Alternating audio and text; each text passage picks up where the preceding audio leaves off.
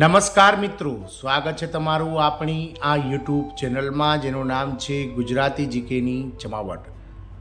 ગત 16 જાન્યુઆરીના રોજ માનનીય વડાપ્રધાન શ્રી નરેન્દ્રભાઈ મોદીની અધ્યક્ષતામાં મળેલી કેબિનેટ બેઠકમાં કેન્દ્રીય કર્મચારીઓ અને પેન્શનર્સો માટે 8મા પગાર પંચને લીલી ઝંડી આપી દેવામાં આવી છે। પરંતુ આજે જ્યારે 8 મહિના જેટલો સમયગાળો વીતવા છતાં પણ હજુ સુધી 8મા પગાર પંચની જે મિત્રો રચના કરવાની હોય જે કમિટીની તે કરવામાં નથી આવી।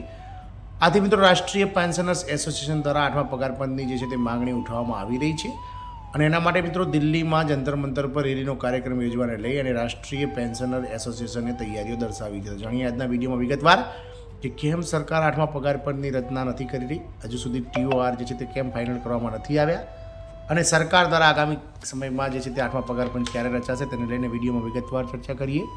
તો વિડીયોના અંત સુધી આ બન્યા રહો ને જો ચેનલમાં પહેલી વાર વિડીયો જોતા હોય તો અમારી ચેનલને લાઇક શેર અને સબસ્ક્રાઇબ કરવાનું ભૂલશો નહીં, જેથી કરીને ચેનલ પર મૂકવામાં આવતા આવા કર્મચારી પેન્શનર્સ વગેરેના સમાચારો તમને મળી જાય। તો 8મા પગાર પંચની આપ સૌ જાણો છો તે પ્રમાણે અત્યારે કેન્દ્ર સરકારના કર્મચારી હોય કે રાજ્ય સરકારના કર્મચારી પેન્શનર્સ તમામ કાગડોળે રાહ જોઈ રહ્યા છે, કારણ કે સરકાર દ્વારા 1 જાન્યુઆરી 2026થી 8મું પગાર પંચ જે છે તે લાગુ કરવું પડશે, કારણ કે 7મું પગાર પંચ જે હાલમાં ચાલી રહ્યું છે તેનો સમયગાળો અને તેની અવધિ 31 ડિસેમ્બર 2025ના રોજ પૂર્ણ થઈ રહી છે।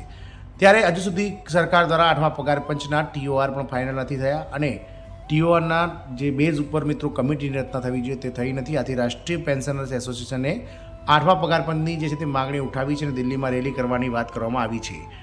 તો લખનઉમાં મિત્રો વાત કરીએ તો પેન્શનર્સ એસોસિએશનની રાષ્ટ્રીય સંકલન સમિતિએ 8મા પગાર પંચ અને મોંઘવારી ભથ્થા જેવા મુદ્દાઓ પર એક સેમિનારનું આયોજન કર્યું હતું। નિવૃત્ત કર્મચારીઓએ તેમની સમસ્યાઓ શેર કરી હતી।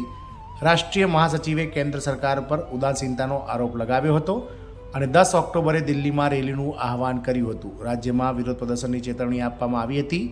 લખનઉ ન્યૂઝમાં આ મામલો ચર્ચાનો વિષય બન્યો છે। 8મા પગાર પંચ પર પેન્શનરોનો સેમિનાર, નિવૃત્ત કર્મચારીઓએ તેમની સમસ્યાઓ શેર કરી અને 10 ઓક્ટોબરે રેલીનું મહાઆયોજન।